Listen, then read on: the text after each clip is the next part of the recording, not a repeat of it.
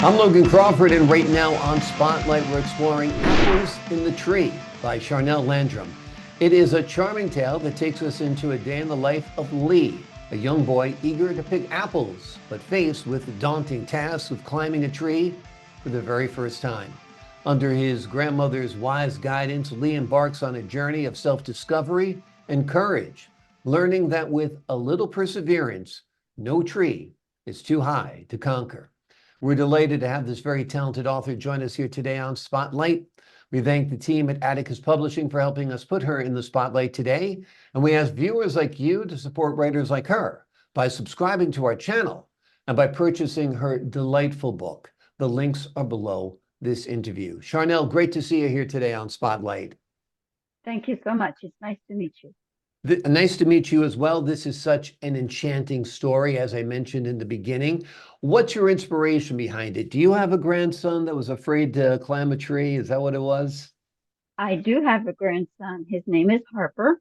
Okay. And a couple summers ago, we were over at my sister-in-law's, and he wanted to go out and pick apples, but he didn't know how he was going to get up there. So I taught him how to climb that tree. And he was about 8, I think, when he figured out how to do it. So that's how I come across that. Well, that's great. I figured there was real life inspiration in there. I'm glad that kids are still climbing trees. It seems like parents are afraid to have kids do anything nowadays. So it's good to see they're up in trees again. Because when I was a kid, I think from age 4 on, I was climbing to the tops of trees. But probably Exactly. today, my parents would be arrested for having me too high into the tree. You never know. Exactly. Things are crazy. So this is a great story about a simple pleasure, which is climbing an apple tree and getting an apple. And what was it like writing it? It was exciting because I knew um, I think everybody would enjoy it because it was something that um, kids would enjoy. And Hmm. I've heard a lot, of people saying that their kids have really enjoyed it. Yeah. Did you climb a lot of trees when you were a kid? I did. I climbed a lot of trees. I was kind of like a tomboy. I used to spend what felt like hours up in the tree just watching what was happening in my neighborhood at the top of the tree. But like I said, those are different days. What was Harper's Exactly. reaction when he saw Grandma's book? I sent it to him and he loved it, especially when I put it in there. It was dedicated to him and he thought that was kind of cool. I think that's very cool. Very cool. And tell me about the illustrations. They are wonderful as well. Thank you. I had them done by Palmetto Publishing. Mhm. Um, Very good company, really. I mean, their communication was great. Every time they had a question, they would just get a hold of me. So it turned out really well. So you basically told them your vision for every Yes, picture and they executed it? I did. And they just hit spot on. I really was pleased. Well, you got a great result, so I can see why you're pleased, that's for sure. Now, Lee's got a great relationship with his grandmother in the story, and it Mhm. contributes to his growth and bravery as well. An important lesson, don't you think, for young people today and for parents and grandparents? I do. I think that a lot of times kids may not have that connection. And nowadays they need that because sometimes parents may be out of the picture. So they have to have their grandparents there to guide them along. Yeah. Luckily, Harper and I are pretty close and we hear from him a lot because he lives in Maryland. So sometimes he'll FaceTime us so we can talk to him. Right. Yeah. But still, you're lucky to be able to keep that relationship alive Yeah. through Yeah. technology because Maryland's close and it's not that close. I'm sure it's a good Right. 10-hour drive or more, right? Right. Yeah. Exactly. It is. Yeah. Absolutely. Absolutely. Is this the first time you've tried to write a book? No, this is my sixth one. Oh, okay. Tell us about your other books. I didn't realize you were so prolific a writer there. My first book is called Pete's Dream, a standardbred racehorse. And she was, I guess, my first racehorse. And it was in standardbred racing where they use sulkies, and she was very, very good.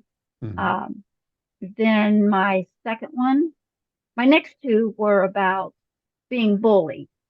Hmm. Um, Rebecca goes on a picnic and leaves me alone. And I kind of had experience with being bullied when I was growing up. So that was my inspiration from that book. And then I had a book called Goosey Finds Friends in a Family. And that's about a goose who was trying to find friends in a family, and he took an adventure through a farm, and he'd meet these animals, and he'd ask them um, if they wanted to be his friends, and they would say no, they didn't want to. And finally, he found uh, friends on the farm, and he was very happy. Hmm. So I got that inspiration from a lady that had a farm and this goose. And so I thought, okay, that's a good idea. And then I wrote one about my cat, and that was called Shadow, Where Are You? Hmm. We would never, couldn't find her in the barn. Yeah. And sometimes we'd find her in the horse's stable. And that was my inspiration from that one. Very cool. Very cool. Well, I see you've got a little real life connection to all of your stories. And I'm assuming Shadow was a black cat. That's why you couldn't find her in the barn, right? No, No. no, when she was a kitten, she followed me all throughout the barn. Hmm. And so somehow Shadow clicked in, and I do not know why. She was gray and white.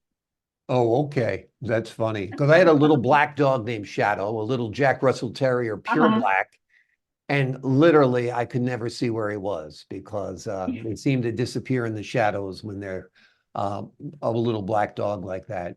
Well, that's very, very cool. I'm glad you've written so many stories.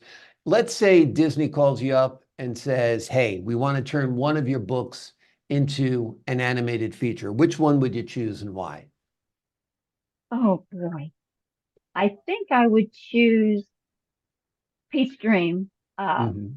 the standardbred racehorse, because more um, standardbred racing isn't like thoroughbred racing where you hear and see a lot of it, like Kentucky Derby. You don't Hmm. hear much about standardbred racing, and I'd like to kind of bring that more to the front, so everybody knows what it is. Um, and I think that would be kind of exciting. Gotcha. Well, I think it'd be great because I don't know much about standardbred racing myself, and I actually like horse racing, but I don't know about standardbred racing. So that's different than thoroughbred racing? Very much so. Um, Standardbred racing, they have like a cart, which they call a sulky, Oh, that okay. the driver will sit in and kind of hold on while the horse goes around the track. And Sounds there's great. like anywhere from 5 horses that they use at the fairs when we race at the fair to maybe a 10 race field. And Mm. they go behind a starting gate and then you take off from there. Wonderful. Sounds great. Is that like harness racing or is harness racing something Oh, that's different still? no, that's exactly harness racing. Harness They're just racing. Okay. standard bred horses. Gotcha. Okay. Sounds great. Now it sounds like you've always got a story cooking in your brain. So I always do. what's your word processor up here working on right now? Right now, I'm working on, um, there's like these three, I would say small children, that there's a parade coming through town and they can't see the parade coming because you have all these people um, in the front and they can't see. They're jumping and can't see the parade, but they can hear it. So um, one of the little girls decides that they could go to her grandpa's house because he had a great big tree in front of their house. So they climb the tree and then they can um, see where the parade's coming and they can hear it. Except grandpa's coming and he gets upset because he's afraid they're going to fall. So they have to come down. So that's kind of the beginning. That I sounds haven't great. finished it, so that's one of my ideas. I've got a great idea for a science fiction book for you. You want to hear it? Okay, Okay. sure. So children wake up in a world where there are no computers, no tablets, and no phones. There's Oh, nothing wonderful. digital at all. And Mhm. they're forced to go outside and play jacks and red light, green light, 1, 2, 3, and hopscotch and war. And they stay out till the street lights come on. And mom has set boundaries in the neighborhood. And they have this wonderful summer of growing up and maturing and imagining without a digital leash around them. What do you think? I think that would be wonderful. Yeah, I think thank you. kids Thank you. today have too much technology and they Exactly. don't know about the sunshine. I know they have trackers on them. They're playing video games. I mean, enough is enough. Oh, But I think that's what's beautiful about your books. They kind thank of you. still explore the simple pleasures in life, such as climbing a tree. Thank And you. I think I'm going to go climb a tree after this just to get reacquainted with that passion and watch the That would be neighbors a great call them. idea. That'd be very good. There's a 6'5" man in a suit up in the tree. I think he's looking in my windows. That's what will happen. Yeah. All And here right. comes the police department, right? Yeah, Exactly, exactly. I'll be on the local news. It'll be a scandal. I'll get canceled, the whole bit. I'll get it all done in one day. exactly. Excellent, excellent. The name of this book we've been talking about today is Apples in the Tree. It is written by Charnell Landrum. It's a wonderful book, a charming book.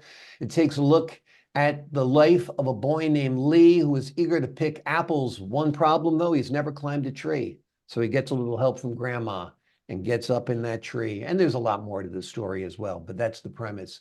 It's wonderful. You'll love it. Your children will love it. And it might just inspire them to go out and do something adventurous, which would be great as well. Charnell, thank you so much for joining us here today on Spotlight.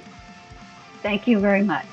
My pleasure. To the folks at home, I'm Logan Crawford, thanking you for your time this time. Until next time on Spotlight.